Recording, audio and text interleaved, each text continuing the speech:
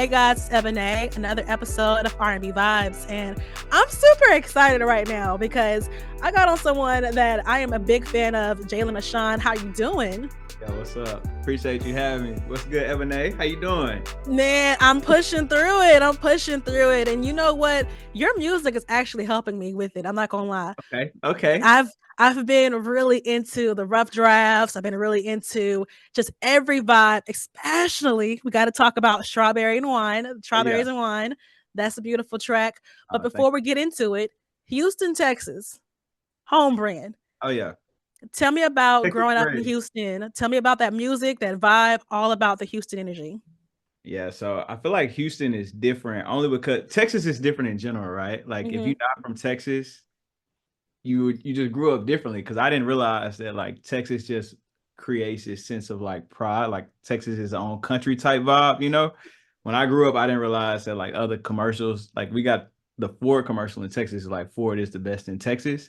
But I just Hmm. thought the rest of the world that was the commercial. I didn't realize Texas had its own like we just different, you know what I'm saying? And so like I grew up on I don't know if you listen to like Mike Jones, Paul Oh my Wall, gosh, yes, of you know what I course. mean? Like Yeah. Pop the Screw music. Like I just grew up in Texas. I just don't know how to describe it. You know, Houston is just a great place. And I don't live in Houston now, but I don't know if you see me overflowing with the amount of pride I have for Houston and Texas.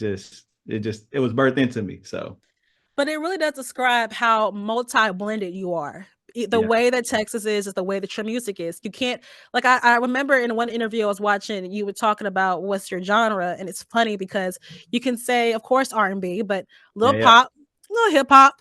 You yeah, yeah, know, you kind of get into even a little bit of a country vibe. So yeah, yeah, yeah. you're Something new, you're something new. some new, some new. Yeah. Tell me the reason why it's so important to be versatile in your style and your genre.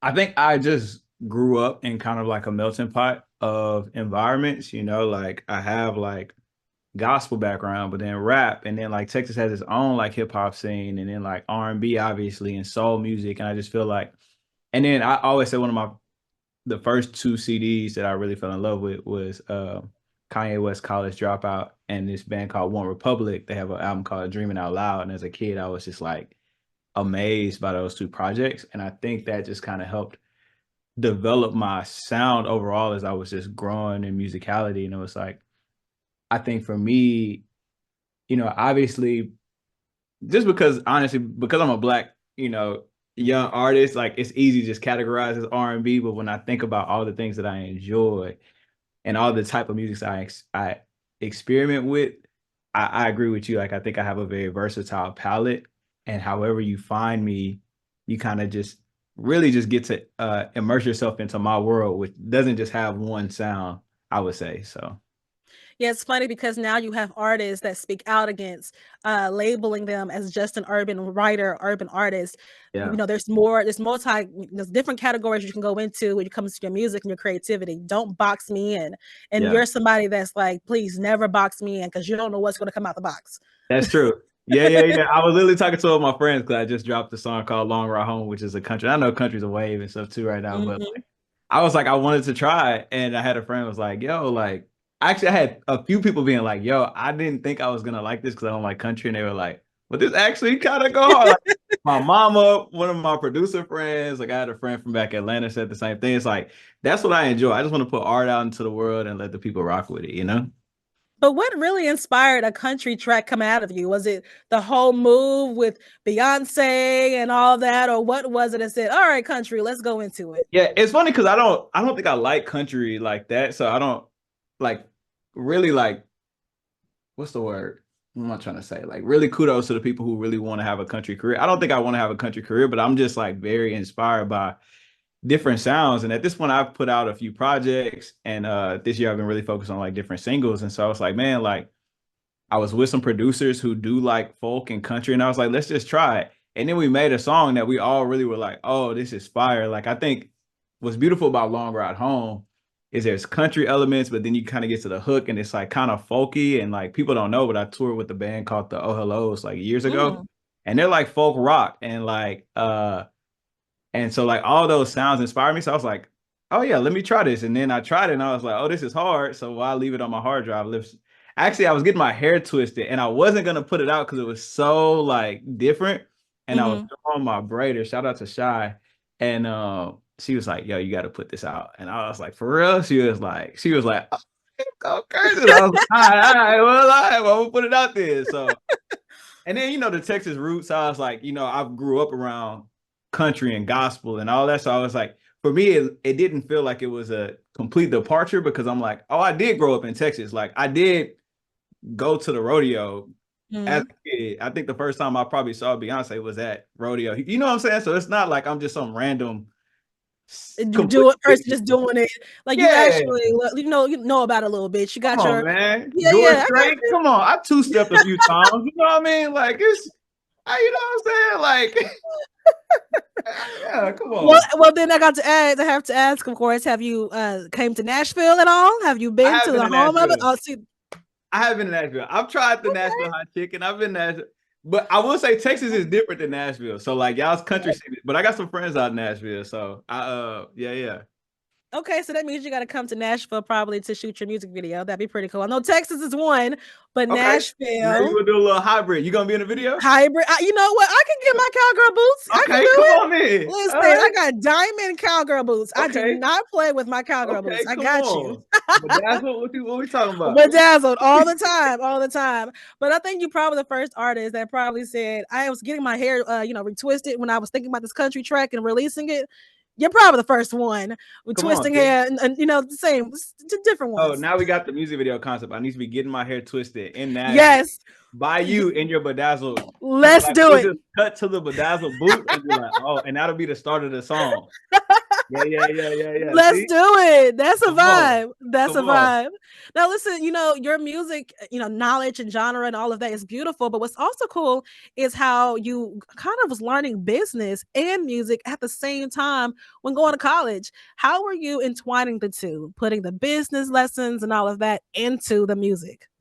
Yeah, I think that's one thing that like has helped me have a sustainable career because I think a lot of times, they always say a lot of artists don't like to handle the business side. Well, yeah, going to school for business, I remember sitting in class and being like, I felt like the teacher was telling me how to swim without letting me jump in a pool. But at the Mm. same time, I was already kind of building my career. And so I would kind of like, listen to some of the lectures and then leave and be actually applying what I was learning, but not in a traditional sense, in a corporate sense. I was applying it to my own career. And so I feel like because of that, I kind of developed a work ethic early on to just really like invest in not only like the art, but like the systems that are going to help, get the art out to more people. And so like whether that was building a team or figuring out how to like, before content was what it is now, figuring out how to put out content in a consistent way and in a way that, it's not gonna have me homeless, you know what I'm saying? Like just trying to figure it out. And I just really love it. And I think even now, like I'll have conversations with people on interviews or just, offline and we'll start talking about like data or like industry trends. And I just am like, oh, like, or we'll talk about an artist and we'll be like, oh, how did they pop and what did they do? And what's actually them and what's the machine. And so I just fell in love with the behind the scenes stuff in addition to the art. So See, uh that's what I find so fascinating about you is your way of tactic and mm, strategy. It's crazy. You really do have a thought process to every particular thing when it comes to your music, your merchandise, how you release things. Tell me about that tactic you had when it came to TikTok and releasing your sound. yeah. Honestly, I'm gonna be honest, I'm still trying to figure out TikTok. I think like TikTok is such in a weird spot because I started off early on. Like I was Mhm. like a early late adopter. Like I wasn't on the first wave, like right after Lil Nas. Yeah. Uh, but I was kind of like maybe a year later. So TikTok was still it was still like very hyper. You could just get a lot of views, a lot of plays really fast, really easily. But I was early enough to where I didn't see enough people who had already popped in the music space to kind of know how to follow their formula yet. So I was kind of figuring out, and at the same time, I was also like kind of trying to develop who I was as an artist and what I wanted to present myself. But I would say the thing that has worked for me and is still working for me is like you just got to put out your art. You got to try. You got to be willing to fail. You got to be willing to look stupid sometimes, and you got to have fun with it. Like I think over the years, I've had several friends who have like changed their lives because of TikTok, and I still think TikTok in general has the power to like, really change creatives' lives. And so like I just when I'm making content, I think the things that I'm focused on right now is like what's resonating with my audience, like what have people in the past that they really enjoy seeing, and how do I create more of that to serve them? What are things that I love that I want to create and give to people and try out, like Long Ride Home? Like maybe nobody was asking for that, but they didn't know to ask for it. So I'm gonna put this out and see how it resonates.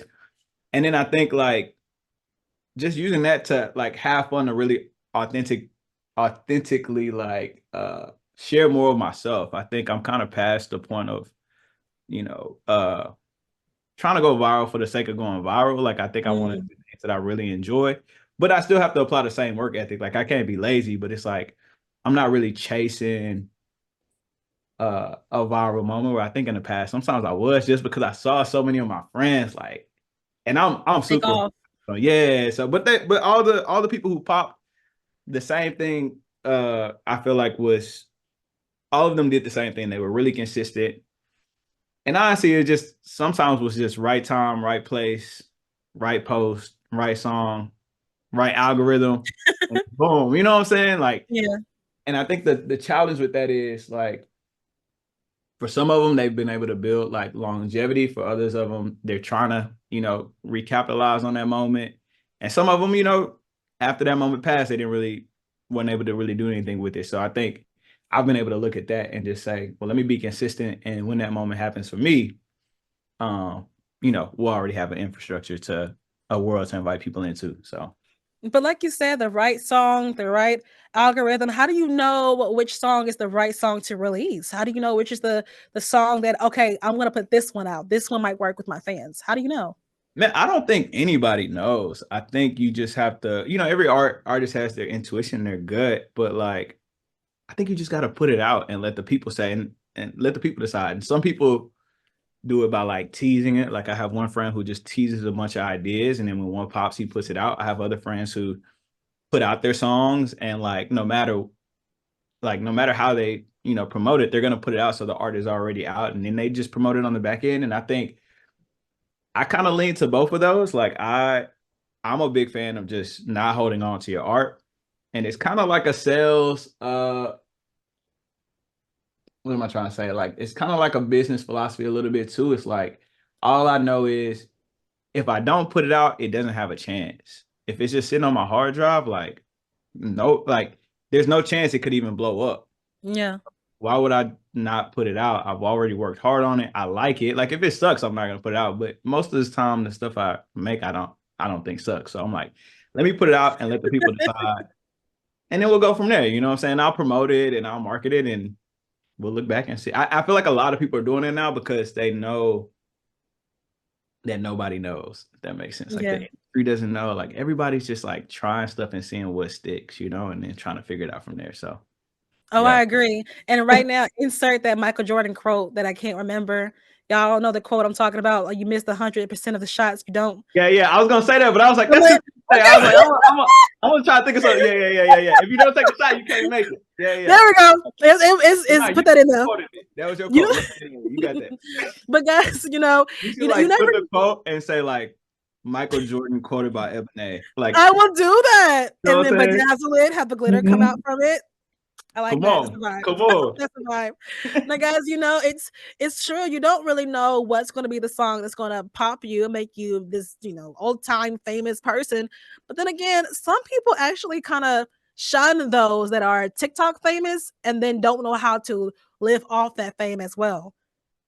Yeah, I feel like most of the people, I was talking about this with somebody. I feel like we live in an age where everybody has an opinion. Most of the people Mhm. who have an opinion aren't doing anything. You know what I'm saying? Like, no Mm. shade to them, but it's like, yeah, like I can go comments on what you're doing, but like you haven't put the hours in. So yeah, I will say like, and we live in a weird age too, where like I think a lot of people like seeing people rise, but also like seeing them fall. Like there's this weird like hyper fixation of like, man, this person was really at the top. Yeah. Oh, you remember when that person was really at the top? Like, you know what I'm saying? Like there's this weird like dynamic, but I think I've been honestly, I think it was a blessing for me that I didn't like fully pop early. Like my success in my career has been like very gradual. And so I think because of that, I haven't had to experience a lot of like the, oh, I was here and now I'm like here and I'm panicking, you know? Like it's more of just like, oh, okay, we see this, let's make some tweaks here, let's keep going. Where it is hard, man. Some people, I know people who have a hit and it's a hit, and now they just, because of the way the industry works, unless Yeah. they're fully independent, they're forever trying to prove that they can get another one. And sometimes it's just out of your control. So Well, let's talk about your pop with strawberries and wine. I love that yeah, one. yeah, What's up with working with Simone and the creation of that yeah. song? How did that all come together? Simone's a gem. It's funny because that was kind of the same thing. It was like, so Strawberries and Wine was one of the first. I have a project called Final Draft, and it was this idea called Rough Draft that I had before of like putting out a song every week. And Strawberries and Wine just happened to be the first one. I'm gonna be honest, I don't even know. I remember writing that in a car, and I was either in Houston or Atlanta. And sometimes I think I was like, yo, how did I write that? Because that detention bar, I was like, yeah, I've just never heard Mhm. anybody else have a bar like, but I feel like it just came out so effortlessly. I put that song out, and then a year later, I was like, oh, let's put out an acoustic version, like just for fun. Let's do it for the anniversary. I just put it out on a whim, and over time, like it just found its audience and started growing. And like still to this day, people are like, yo, this song is crazy. And Simone, I moved out to Cali like 2 years ago, and I just happened to be on live one time, and I don't know even know how I got. We followed each other one time, and I got on her live, and she was like, "Oh, yo, Jaylon," and I had never met Simone before, and she was like, "Yo, I love your song," and I was like, you know, like when you're watching the screen and you're like, "Are you talking to me?"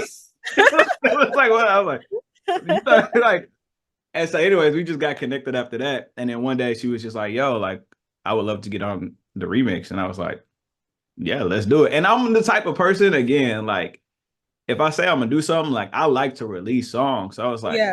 this is a no-brainer. And I think the anniversary was coming up again. I was like, this would be a great way to like bring a fresh moment to it. And then we recorded it. We recorded the live version and literally just got that live version mixed and put it out. And I'm gonna be honest, I didn't even know it would like give the song legs again. But like I think since then it's been a good reminder for me that like a good song is a good song. And Yep. like you don't realize like how many people still haven't heard that song. And so now I think the beautiful thing for me is like not only is the song getting introduced to way more people, but it's also like it's a new version of the song with an amazing artist. It's an amazing version, and like there's a visual behind it. So like something that I made years ago feels like it just got made, because in a sense it did, but it just got made for a new audience. And so I'm like, oh, yo, like, all right, cool. Like, But how do what's you up, know everybody? if how do you know you want to work with someone? Like what makes you say, I want to collaborate with that person? Um,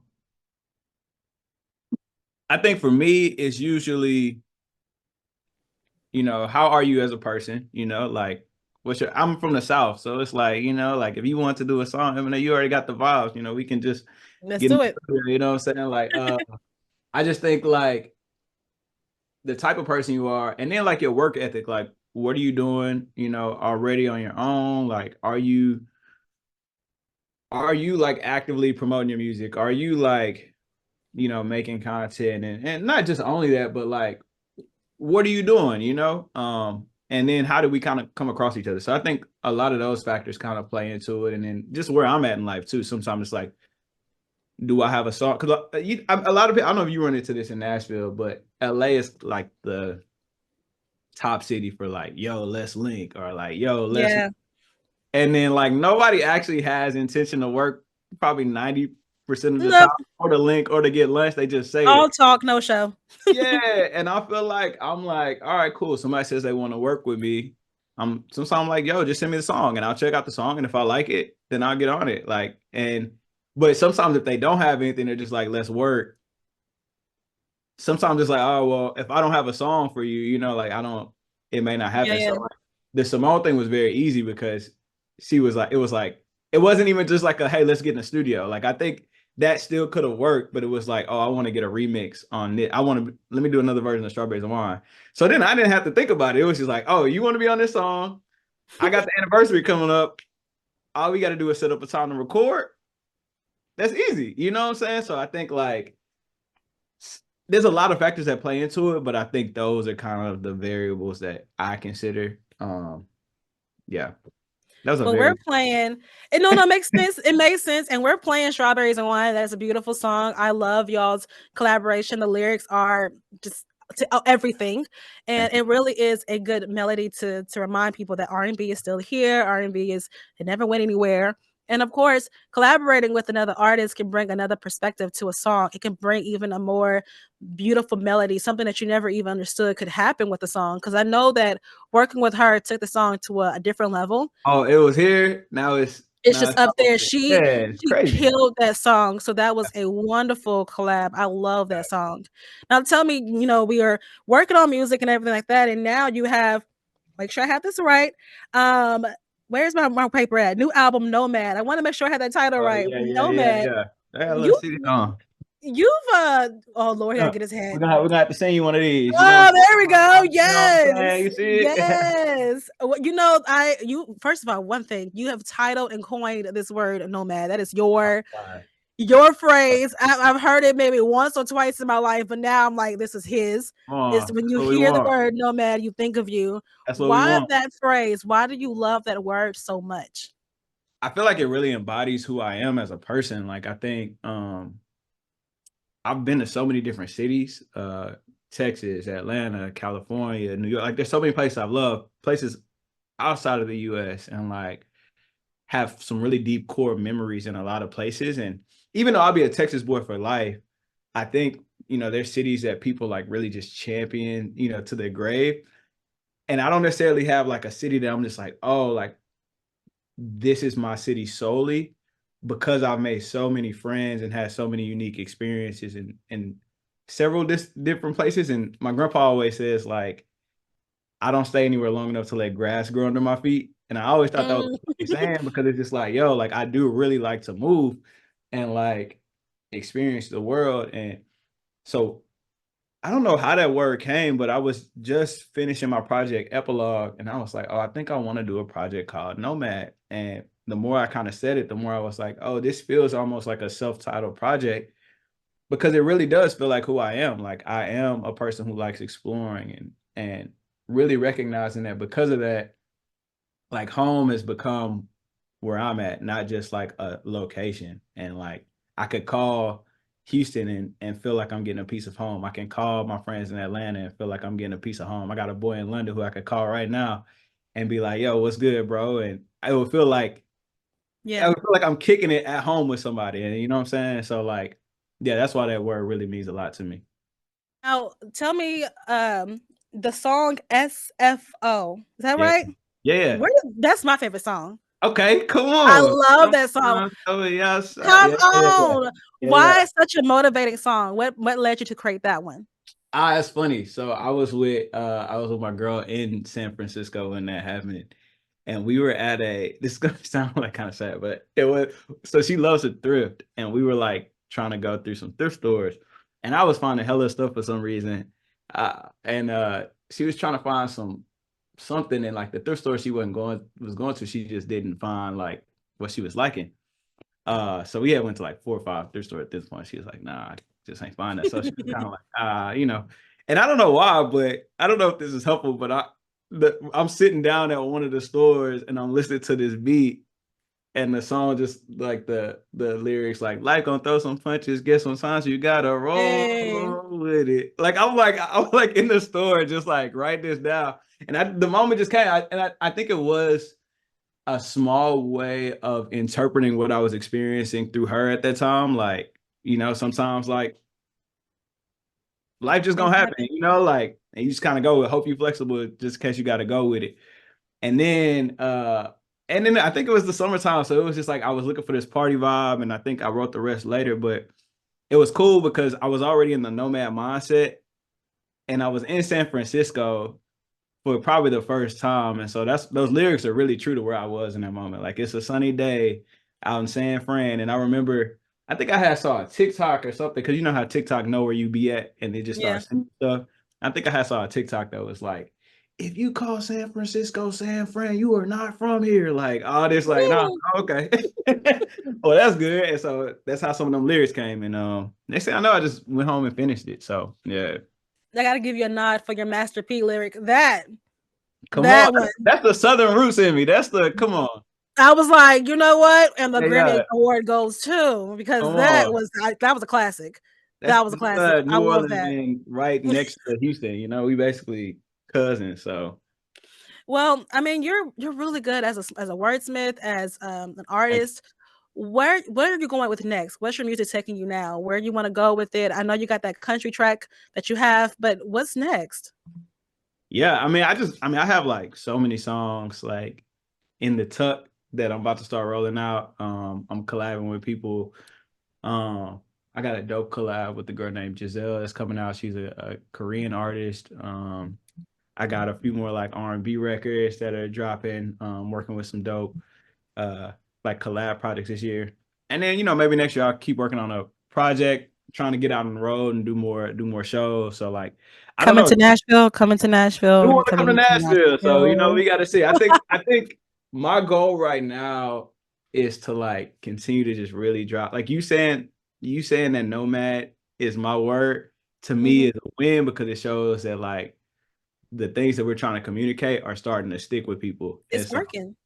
yeah, so that's the goal. Like I'm like, if I can get somebody to hear Strawberries and Wine and want to hear more to the point where they're like, oh, I need to see who this guy is. Like, and then they get to the point where they're like, oh, this guy identifies as a nomad. Oh, I kind of feel like that. Like I was sorry, I'm going on a little rant, but I was at a No, show no, you're good.